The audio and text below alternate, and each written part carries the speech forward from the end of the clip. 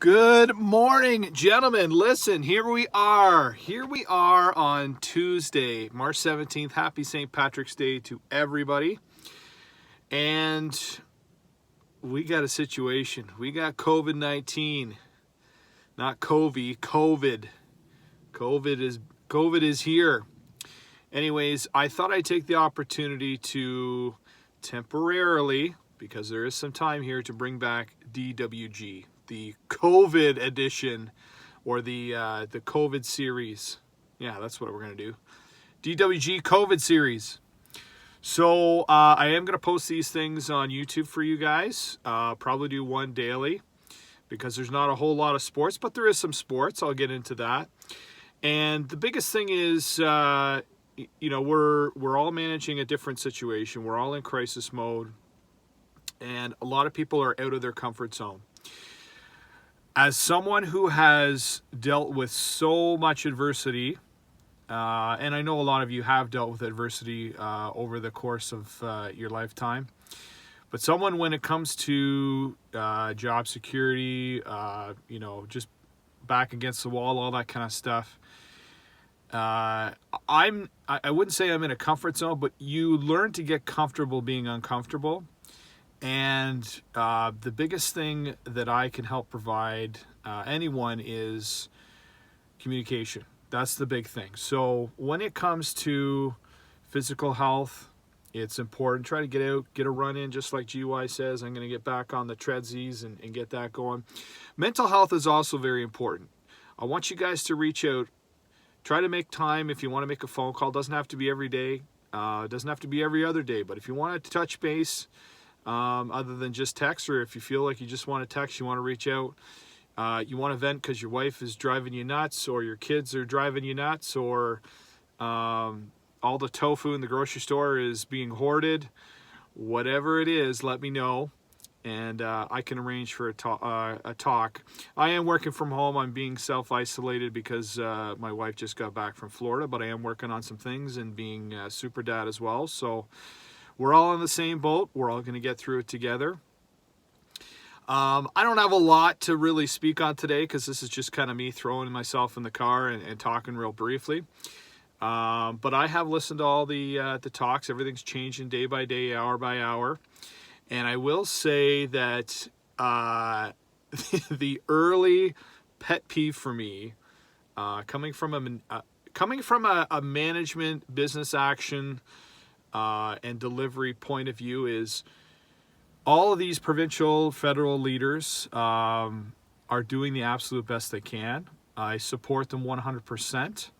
There's no political agenda here on the Canadian side, and the decisions that they are being made as a group, as a team, I think are really, really good.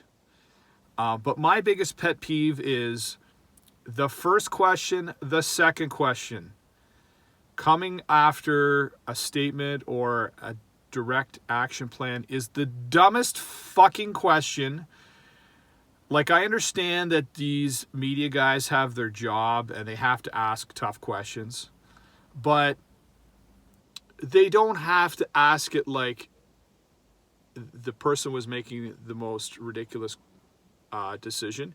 These decisions are very, very high-end, high-level, very, very stressful decisions. And they're asking really fucking dumb questions like, well, why didn't you do this yesterday? Or why didn't you do it last Thursday when everything, all the evidence was there? And they don't understand shit. These are people with fucking media degrees from Phoenix University that don't know fucking shit. I would just smack them upside the head. I would Brad Marchand COVID-19 lick them in the face and just fucking throw them over a cliff. I cannot stand it. The question should be, what's next step? What's next step? Not, hey, what about 3 days ago when you said this? Well, guess what? It fucking changes. It changes hour by hour. I'm doing fucking conference calls that are changing, and the conference call that happened in the morning is obsolete by the afternoon. These fucking media types that are just so fucking dumb are absolutely driving me nuts. Driving me nuts. So that's my Driving with Ginger's rant for today. I'm going to get into some fun stuff, I think, this week.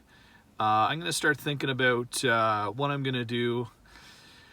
Potentially looking at a DWG where it's like into the future, maybe a Notre Dame kind of thing for sports. We did find out last night more cancellations. So the Kentucky Derby, been to Churchill Downs in October.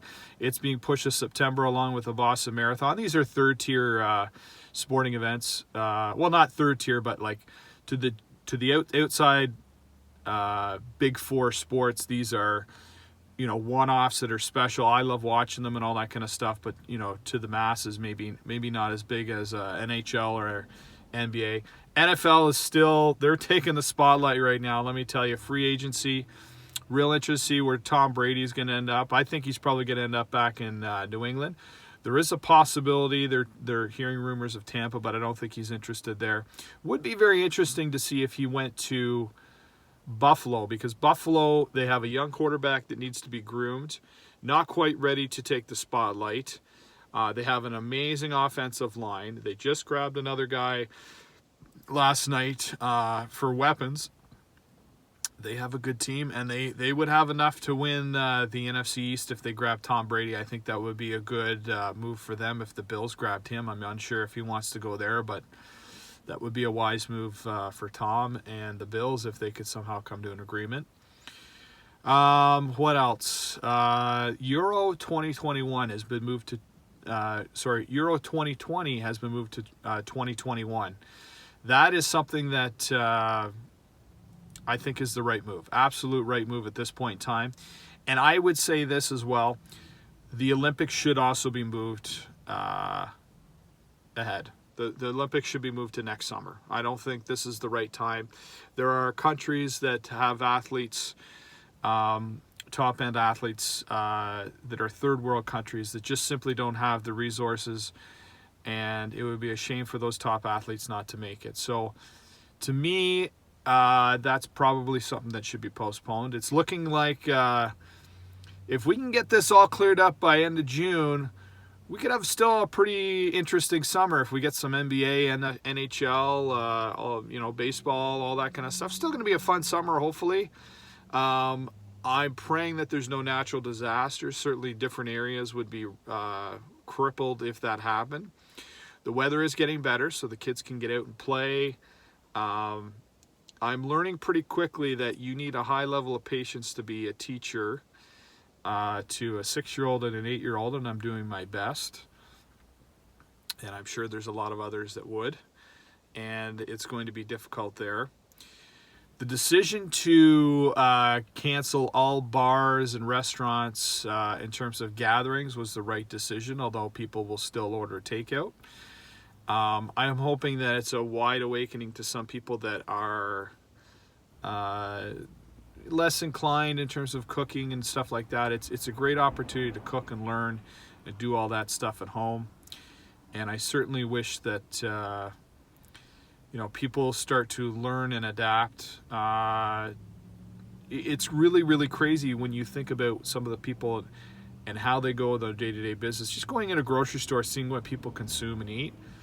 I can do circles around the produce. Nobody's touching it. I can do circles around, the health food section. No one's touching it. But when it comes to, things like milk and orange juice, you can get vitamin C in so many different aspects. You don't need to get it through orange juice.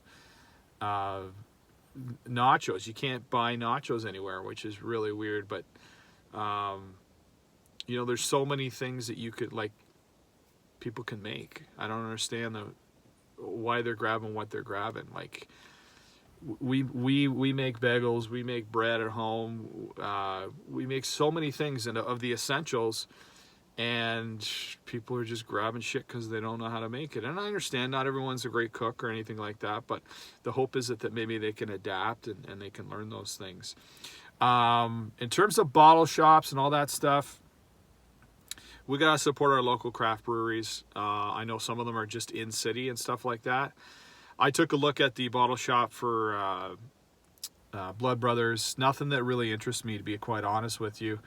I was looking for Devil's Trill, so I'll probably dabble in the local scene, maybe Merritt and some of the other ones, see what happens there. But support your local breweries in London and KW, and you know, the big thing is that we all stay in communication. We make sure that we're all mentally healthy, because there's going to be days that you're going to be you're down, you're frustrated. You know, I know there's the potential of some lost wages for some of you. For now, I'm lucky. I'm very, very lucky that I'm still you know, I'm still doing work and getting paid, but that changes again, but day by day, hour by hour. And same thing with my wife, and I'm sure a lot of you are in the same positions where you don't know what's going to be. But it's for someone who has dealt with adversity like this in the past, I'm okay. I'm totally fine, and I want to make sure that you guys are okay too. So, first edition of the DWG COVID season is underway. Stay tuned for episode 2 tomorrow. I'll have a little bit more, and we'll see what happens, boys. Have a good one.